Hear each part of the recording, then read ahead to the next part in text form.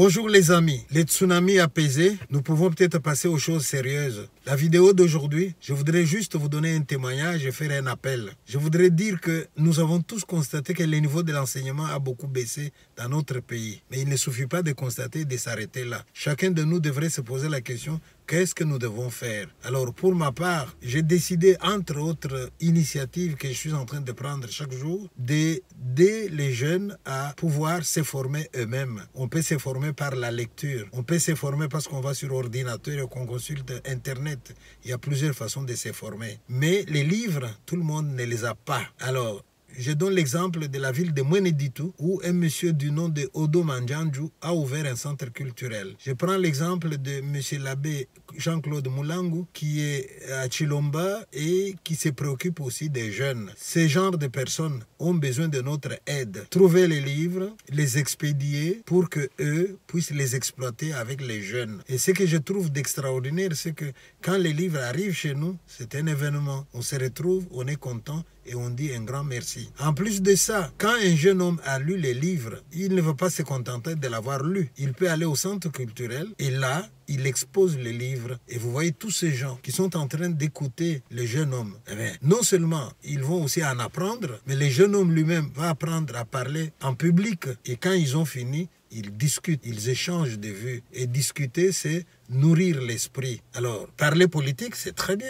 Discuter tout le temps de ce qui va arriver en telle année, d'accord. Mais en même temps, vous savez très bien que beaucoup de choses qui arrivent dans notre pays arrivent aussi parce que les gens sont incultes, les gens ne savent pas raisonner, les gens nourrissent des rumeurs. Or, à partir des rumeurs, peut faire beaucoup de mal, vous savez. Alors, comment éviter tout ça? Que chacun d'entre nous puisse voir de là où il est, qu'est-ce qu'il peut faire pour la jeunesse congolaise. Envoyer des livres, envoyer des ordinateurs.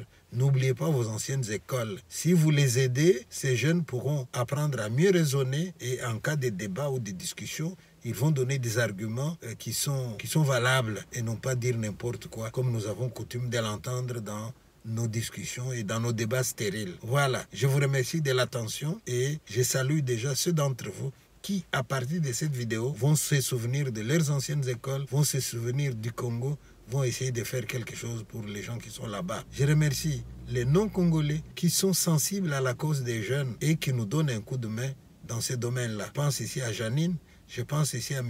Dagno, Michel, qui nous donne des livres, et je pense à M. Yvan et à tant d'autres qui seraient intéressés à nous soutenir. Voilà, je vous remercie et je vous prie maintenant d'écouter les témoignages. Ciao!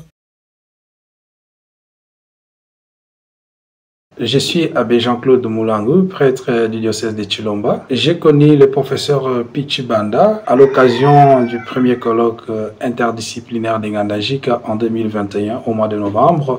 Dans mes échanges avec lui, c'est un ancien ressortissant de l'Institut de Chilomba. J'ai parlé avec lui, je lui montrais comment les jeunes de Chilomba étaient en souffrance pour avoir une bonne bibliothèque en vue de la lecture et de leur auto-formation. Et je pense qu'après ces échanges-là, il a pris l'affaire en compte et de son retour en Belgique, il a envoyé d'abord un premier lot de livres pour aider les jeunes. Non seulement ça, il a aussi aidé les orphelins et avec Madame Janine, ils ont apporté de l'aide aux enfants orphelins de l'orphelinat à la bonté des Sœurs de Notre-Dame des Grâces. Et tout récemment, il vient d'envoyer 3 ordinateurs et même des cartons de livres pour l'Institut de Chilomba qui a bénéficié des ordinateurs et le lycée Sainte-Thérèse de Chilomba qui a bénéficié à son tour un autre lot de livres. Tout cela, c'est pour permettre aux jeunes, aux enfants de Chilomba de bien vouloir étudier, se former bien.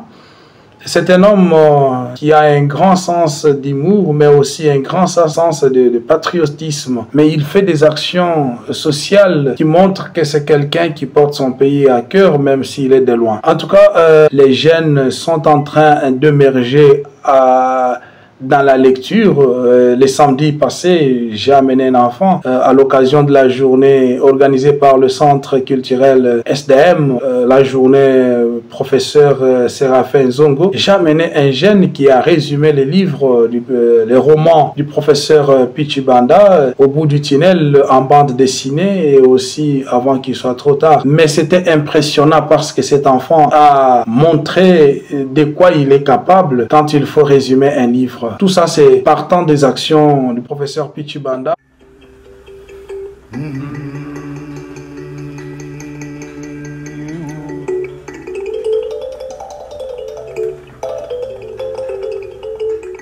Le professeur est né à Colombie en 1951 et s'est installé en Belgique depuis 1995.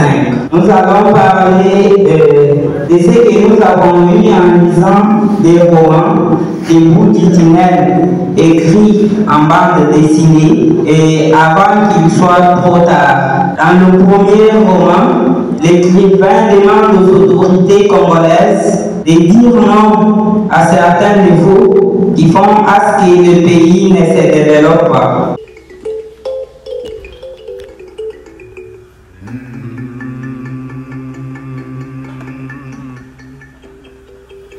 Mm-hmm.